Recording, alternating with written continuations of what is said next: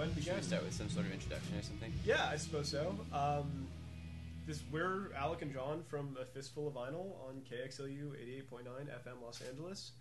And we're lucky enough to have Laura Jane Grace from Against Me hanging out with us today.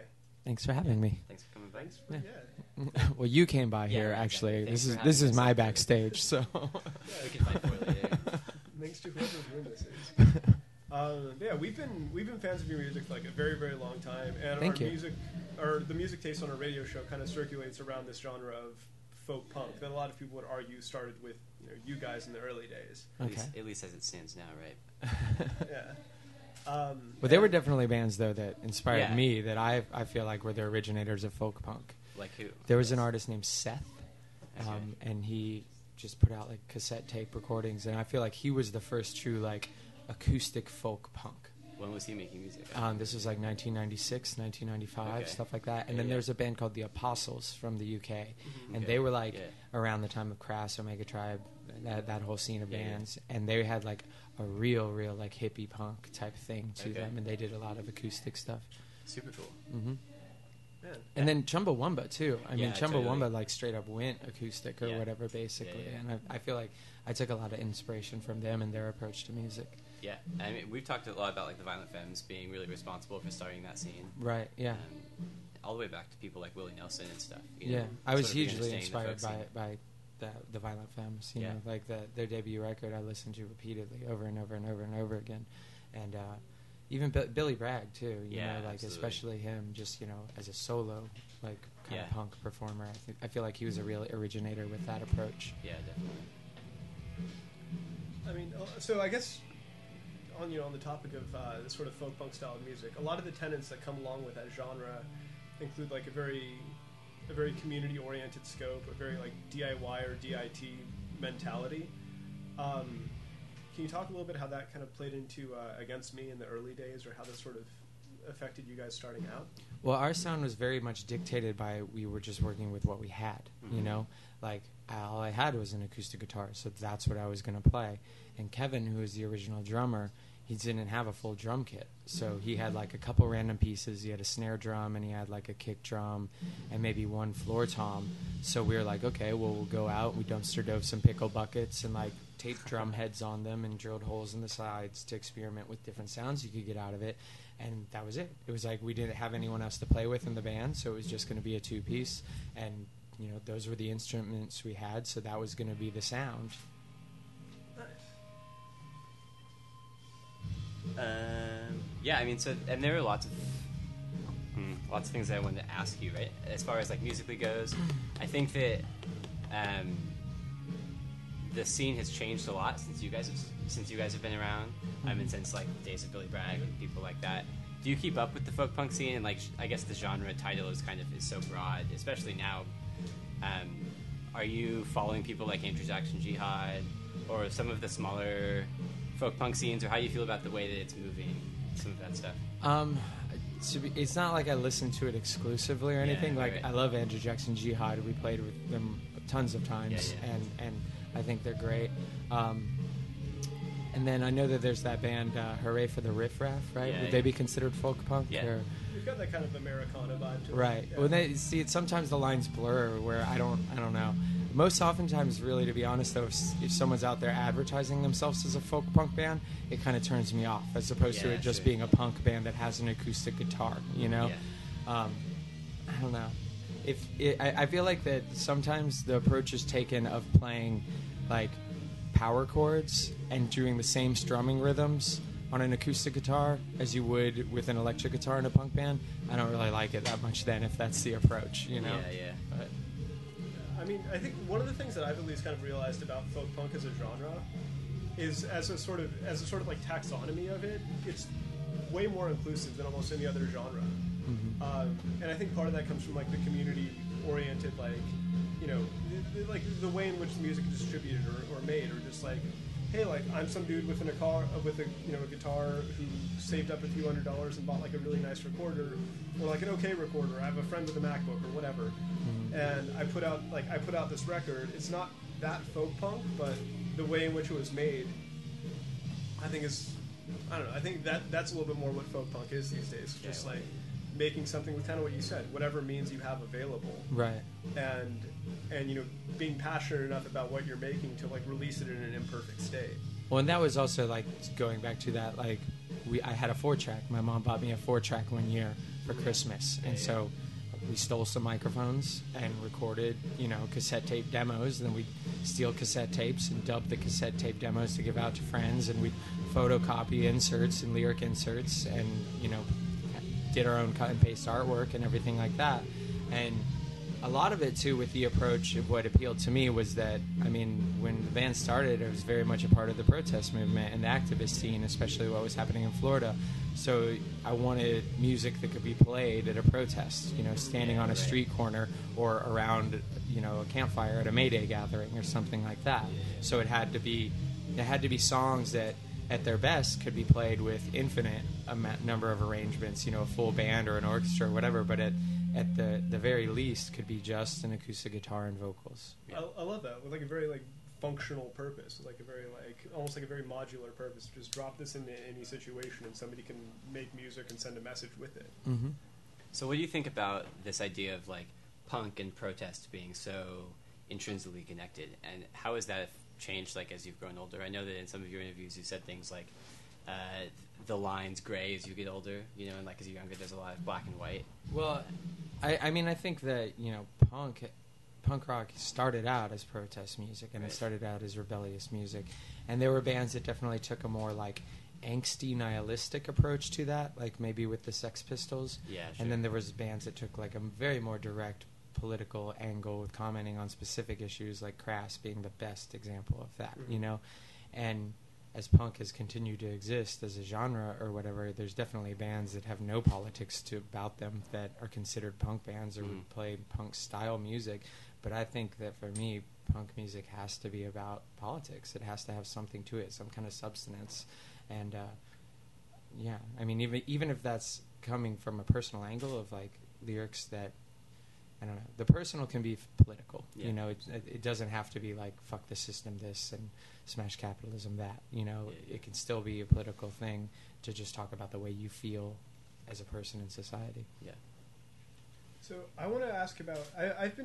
This is a question I've wanted to ask ever since White Crosses came out, and it's sort of the idea presented by I Was a Teenage Anarchist, and it's inspired almost every interview I've done in the punk rock realm. I've asked people about what it is like to age with punk rock, or to have your perception of punk rock change as you grow older, and like grow out of adolescence. And it seems that I Was a Teenage Anarchist sends some like pretty clear messages about that. Can you talk about those at all, and what that transition was like? I feel like that that song in particular was misinterpreted in a lot of ways, particularly that like I still identify politically as an anarchist.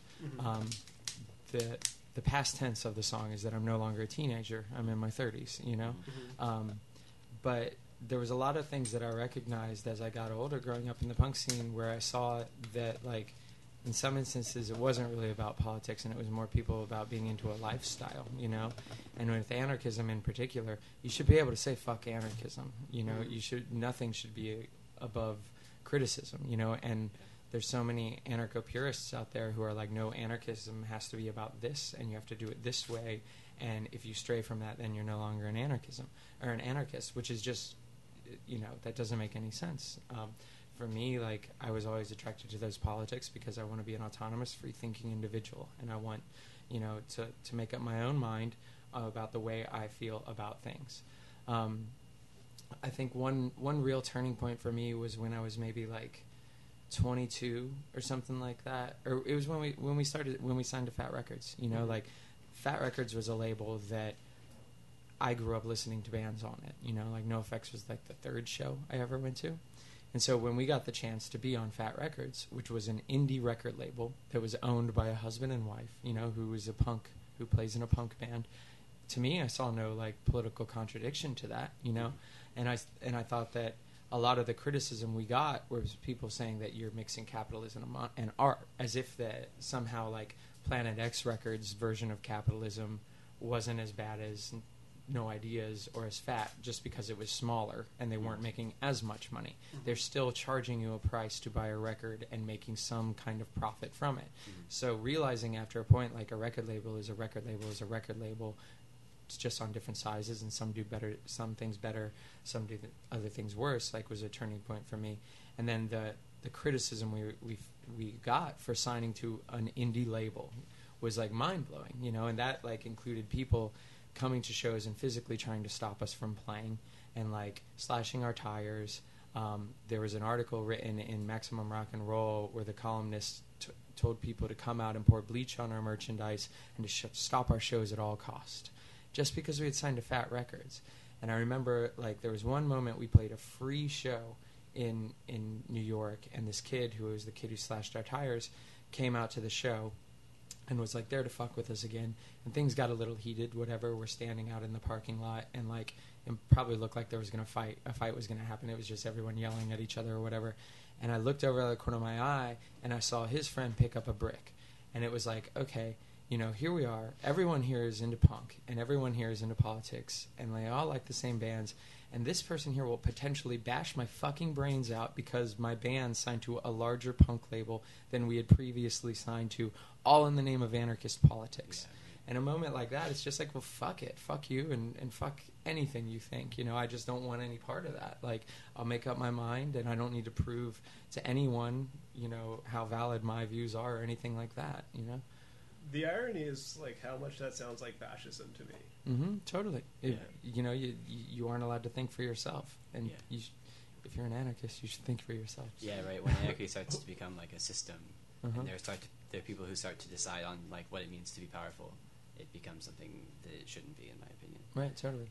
Just overly sensitive punk rock. Well, and it's like, and then, like, extending those politics to signing to a major label, it was like, you know, I used to do a lot of dumpster diving, and we would, like, there was tons of scams that you do. You know, you figured out that if you dumpster dive at certain places, you could go and take merchandise and return it and get the cash for it, right?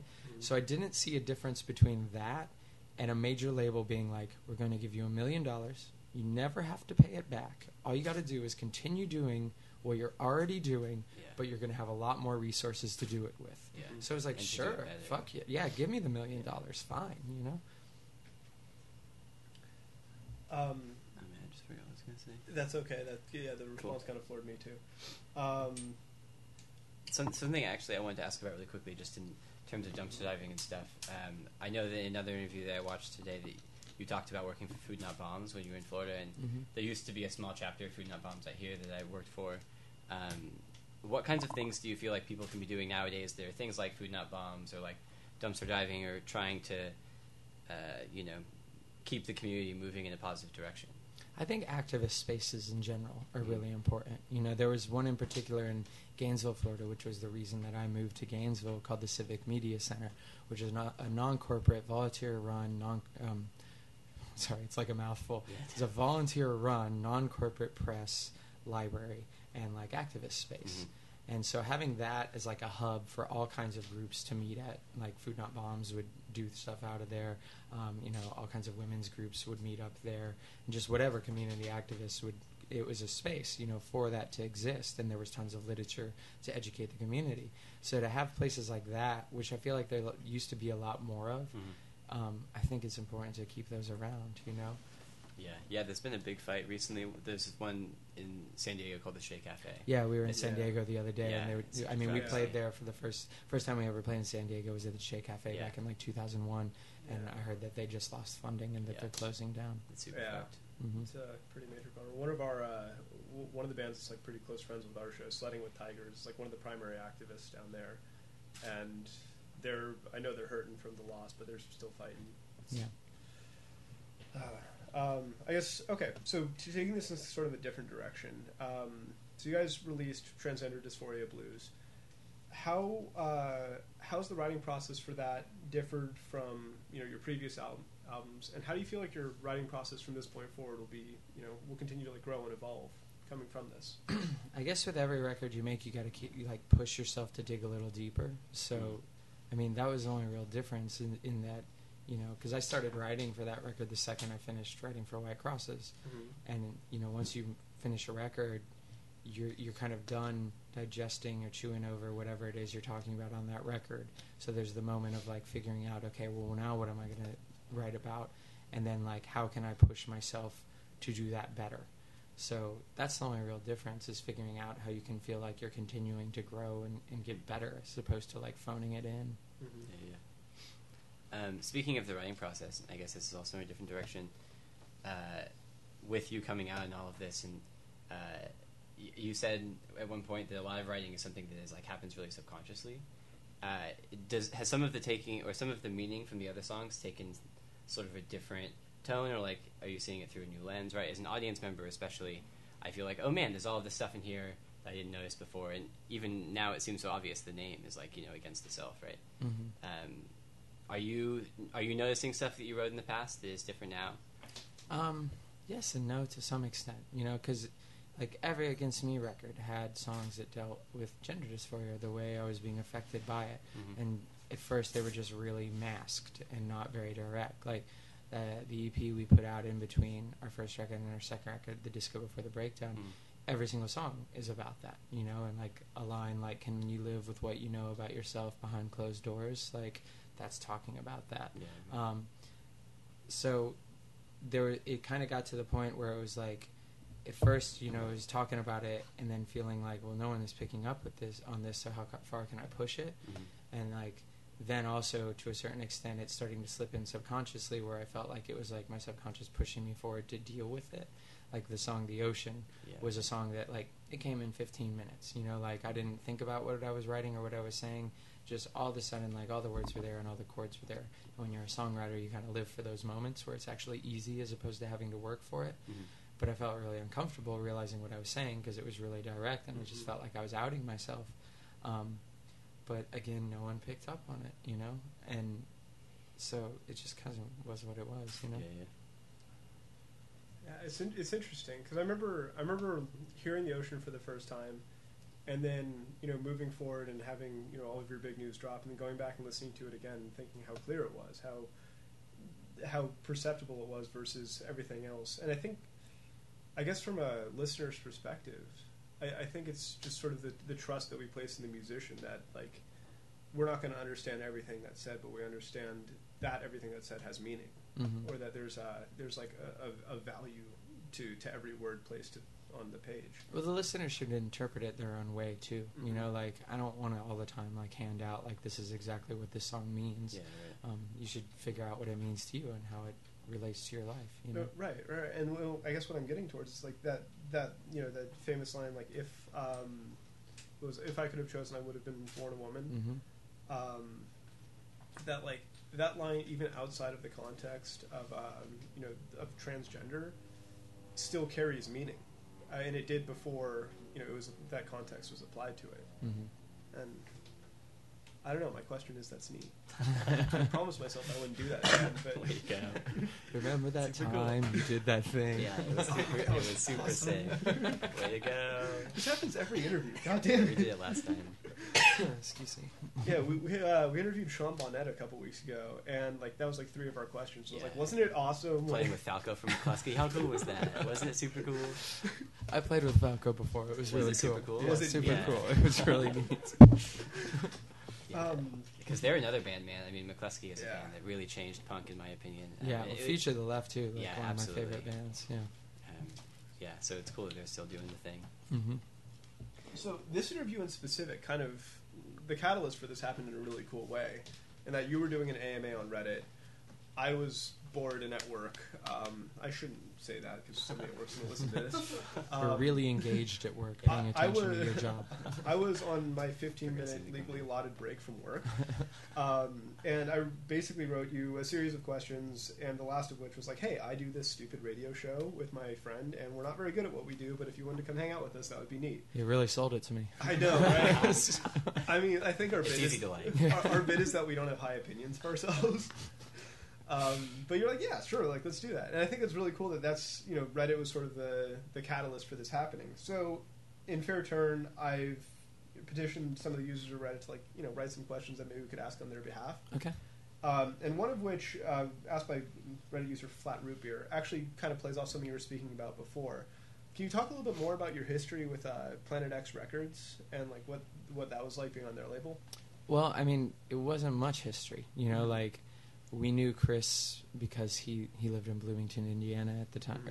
Indiana at the time, and he had set up a show or two for us, and we recorded the Crime EP, and he offered to put it out on CD. So he did that, and we went. We played show. We used to play shows with his old band, The Devil's Electric, and like Ghost Mice and stuff like that, and Paths Would Cross or whatever. But then it just kind of disappeared. Like people made a real like big issue about the fact that we took the CD version back from there, and I think it was kind of unnecessary to make a big deal about it. And I know Chris was kind of hurt about it too. But when it came down to it, it was like Jordan, who does Sabbath, paid for the recording, and Chris never paid him for any of the recording. So Jordan eventually asked if he could put it out on CD too. And I mean, Jordan is one of our best friends. He toured with us and he put out records for us, and I couldn't really say no. And Chris was someone who I would ask like, hey, can I get your phone number? And he wouldn't give me his phone number, and like just this person that I don't know, who lives I don't even know where, and they have one of our records and we're being paid in free CDs. Like, it just didn't make sense to continue doing that. Interesting. Okay, so let's see. We kind of already touched on this. User Rubber Chicken with some of the letters and numbers. 42069. So I guess was asking about kind of the pros and cons of being a loved but obscure band in your early days to being more widely known and appreciated now, and that's sort of how that sort of affected your perception of what it means to be, the front person in a band. I don't know. Start out loved and obscure, die hated and obscure, right? I don't know.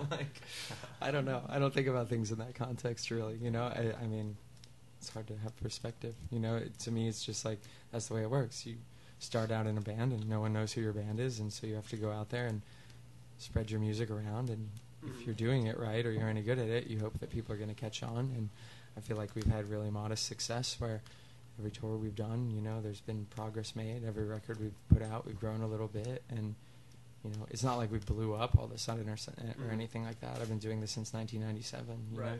You guys have put in the work, certainly. Has your motivation in being a band or creating music changed at all in that time? No, I mean, I started playing guitar when I was 8 years old. I've always known that this is what I wanted to do with my life. There's never been well, maybe I'll do that type thing, This has just always been what I wanted to do. So it's, when you take the approach of like being a lifer, you kind of recognize that there'll be moments where, you have successes, and there'll be moments where you have failures, and you just got to continue in it. And like, we're really lucky in that we've played places like Giant Stadium, but we've played like people's basements too, and if it came down to it and I had to, I'd fucking play on a street corner. As long as I'm playing to someone, I don't care, Cool. I like that. I don't know, it's just, I have no idea what it's like being a band that like has seen a reasonable amount of commercial success, but I feel like the sentiment of like I'd be willing to play on a street corner still is probably pretty rare among them. I don't know. I don't think so. I think that if someone's an actual lifer musician, then that's the case. Like look at so many bands from like the 80s even, like who played here at the Roxy, where it's like, a band like I don't know, Skid Row or something like that, where it's like, they had monumental success, and now they'll probably, if they went and did a tour, it'd be a club tour just like us, and like they would continue going out there and playing wherever they could, whether that's a fucking county fair or whatever, because that's what they do, and that's what they'll always do. Cool. Okay, so two of the people who actually wrote us are trans themselves. One of them asked, how would your experience have differed? This is Kyle Pierce 11. How would your experience have differed if you had come out as trans when Against Me was in the earlier stages and less well known? Do you think the reception would have been different? Do you think the experience would have been different? I'm not sure. I don't know. It's really hard to hypothesize about that, because I wasn't ready. So, I mean, I definitely... What I picked up on within the scene around me was that trans people weren't very accepted, and that while homosexuality was accepted, trans people were still the butt of many jokes, you know, and that was the way I felt, you know, like even up until like 2010, 2011, you know, was that I didn't feel like it was a safe environment for trans people for the most part. That's not to classify everyone like that or lump everyone in, but that was the vibe I got, you know. Let's see. So the other one was talk a little bit about your experience about writing music that dealt very directly with that coming out process, and kind of to an addendum on that, since that's sort of already been answered.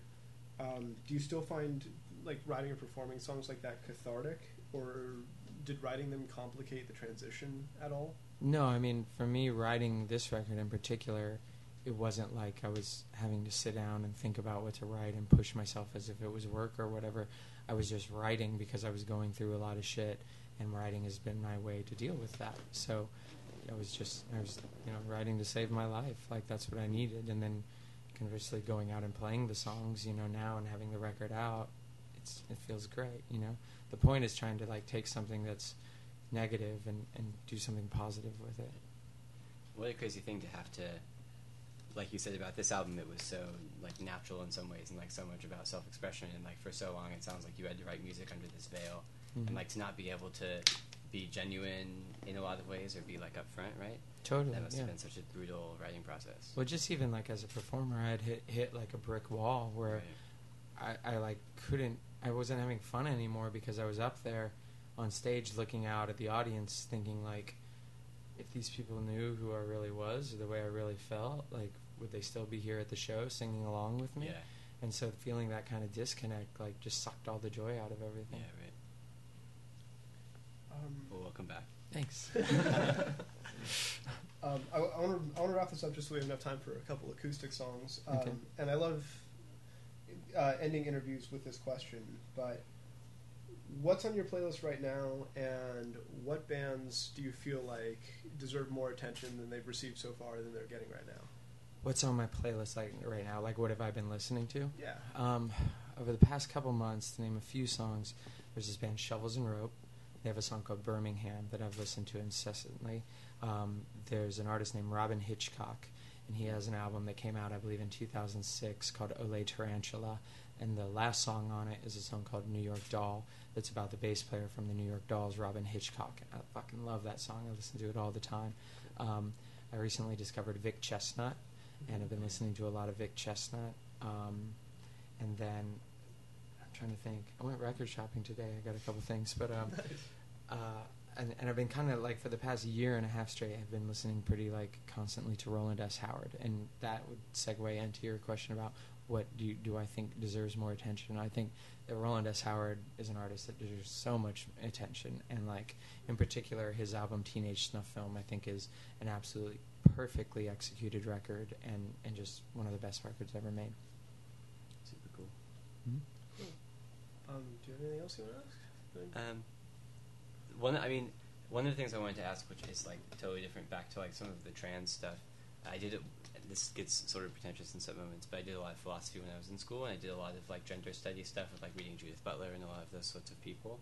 And it's always interesting to me to see where people stand on some of the like pronoun usage and stuff, And we were talking a little bit about this earlier, but I come from like a small surf community, and I'm like I say dude all the time, and it's something that I guess it's become a part of my persona in a lot of ways.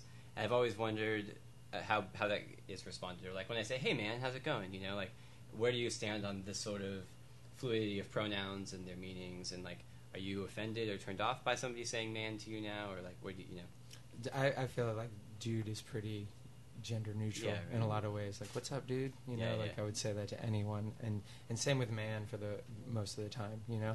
What I do think is funny is that I'll notice oftentimes now that people like get stuck in this loop with me, where I can tell they're unsure that how I feel about that, and they'll come up to me and say something like, "What's up, man? What's up, dude?" And they'll like they'll start going, "Dude, man, bro, dude, man, bro," and it's like this dude, man, bro, man, dude, man, bro, man, dude, man, bro, man, dude, man, bro, man, over and over and over and over again. It's like they can't break out of it. Yeah, right. Trying to be safe.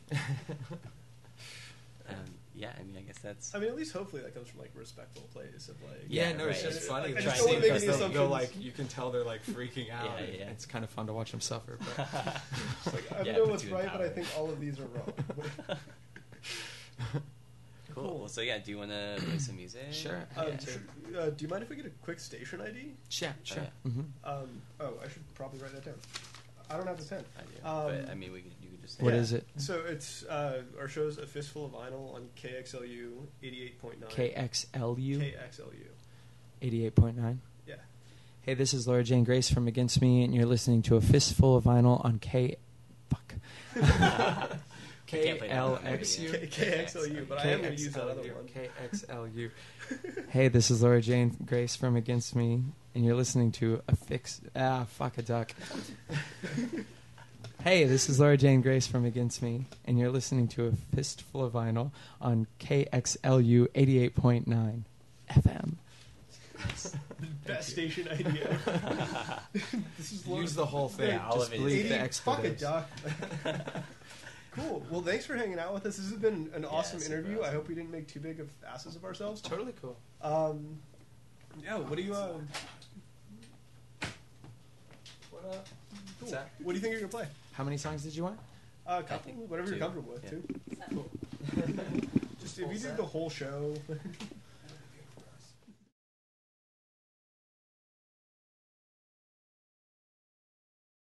Got like I this. need my makeup. You can borrow some. You could do something for me. I can just. Make sure I don't have pesto in my teeth. Yeah, I was eating almonds earlier. If those show up at any point, you like have to. I'm in the middle of a question. Just I'll have your back. Alright. I think just punch him in the face, maybe knock him out. Yeah, if you Almond. just get rid of the tooth in general. Like, I think that's Straight probably a to the better source. option. Man, I knew we were unprofessional, but like this shit's so much cooler than what we have. It's not a contest. You're as professional as you need to be for college radio. Yeah. Yeah, which I mean, we're professional for public, independent radio that people don't care about. That's for not being paid. We care about it. That's true. You're going above and beyond. Hey, I care about For it. revenue negative radio. I like your tattoo. Cute. Is it a mandala? It's a dahlia. Oh, cool. Where'd you get it done? I got this one. It's part of the full shoulder piece. Oh, okay. And I got it done in San Francisco. Nice. What shop? I don't remember. It was Wasn't Two Spirit, was it? Yeah. Should it have been? No, that's just they do like awesome black work stuff like Oh, that really? there or whatever. Yeah. Mm-hmm. When I lived up there for a summer, and that's all I was obsessed with, like big black tattoos. Right. Is that where you got your neck one? I got this done in Japan, Ah, but okay. I had my feet done recently, and they're like mandalas or whatever. So, yeah. Super cool. Black work. I like the black work. Yeah. Suddenly wishing I had a tattoo. We could do it for you later. More black. With like an ink pen. Man, I blew it. You can find a needle and some thread and some Yeah, ink right. and give you We some could, stick like, and stick and pokes. poke. Yeah. Fantastic. Some anarchy symbols on your face. We've got like 9 Has to be cameras. face tattoos if Yeah. we're all doing it. Yeah, Yeah. right, exactly. Upside down cross. Get the teardrops. Yeah, that's something I want riding on me. Somebody get a diamond one. I'm gonna get a teardrop, one for every year he's gone. Thinking about getting butterflies, just like that. Like sometime later, there's gonna be a police officer I'm like waving at, like forgetting I have these things on my face. Like fuck you, I know what you did. So we're ready to go. I think looks like they kind of need a minute. You're just showing off now. Yeah, right. Oh, not that lens. This lens. No, give me the expensive one. No, give me the really expensive one. God, yeah, my lens has never felt smaller.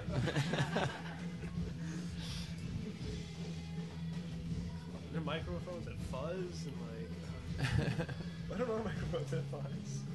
It's the 70s. Are we cool with it? Yeah, we're great. Hey, well, Thank you team. for letting us join. Yeah, Oh, of course, dude, man. It'll be cool with them playing and everything and all that, or It will do. Yeah. Yeah. We can I'm do it. really loud as We'll it do our is, so best. like, yeah, people are usually telling me to be quiet. Okay. And Kirk, you're clearly taking pictures. Okay. Let's go ahead and Should begin. we start with some sort of introduction or something? Yeah, I suppose so.